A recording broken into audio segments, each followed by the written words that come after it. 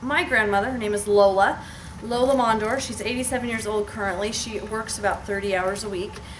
She got married to a surly, drunken man. Not the best choice of men. Had a really hard first 20 years of marriage. And in her 40s, she kind of went back to the church. She kind of left it when she married my grandfather and all this stuff. And at one point, she basically said, I want to start giving money to the church. And my grandfather basically said, no way, you're not ever going to do that. It was just kind of this huge volatile discussion. And this went on for a couple of years, this argument of I'm not going to give any money away, and him saying, we have no money, we're not giving it to anybody, not regardless of anybody at all. And so she came up with this plan that I think God just totally laid on her heart. She figured out how much money she was spending on cigarettes. And so she basically went to him and said, you know what? I spend X amount on cigarettes every week.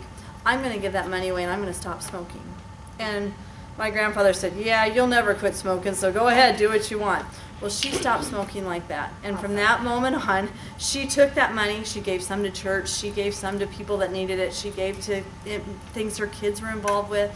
And I just love that story because, it just shows that God is creative and God honored her. Things to remember about in a marriage where there's money and finance arguments. It's never about the money. There's a heart issue involved always.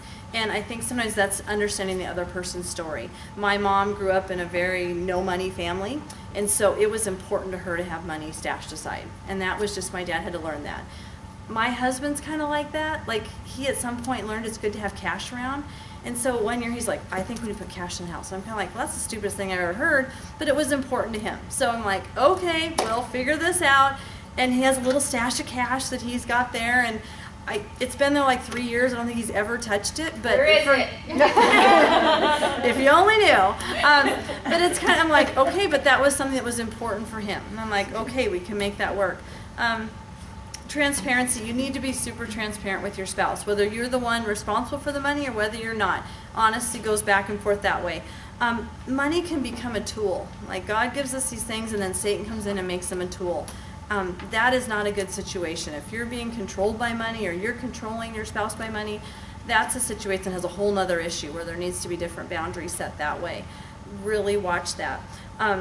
We had a family member that was always borrowing money from people. No one could ever figure out why was she always having to borrow money. We knew her husband had a job. We weren't quite sure where it was. Eventually that marriage kind of dissipated, and eventually we found out that husband cashed his checks, gave her money, and he stashed all the rest of it. So she really didn't have any money and really didn't have money to buy groceries, and that's why she was buying money. None of us really knew that. I was kind of a distant relative. And at that point, we're like, oh my goodness, that was such a control thing. That was nothing about money. That was a heart issue totally there. I had a situation where a few years ago we got in a tight spot financially, and I just didn't want to worry Ed. I'm like, oh, I just won't worry Ed. I won't tell him about it. I'm kind of doing this. Well, then he found out about it, and I think I actually told him, like, okay, well, how long has this been going on?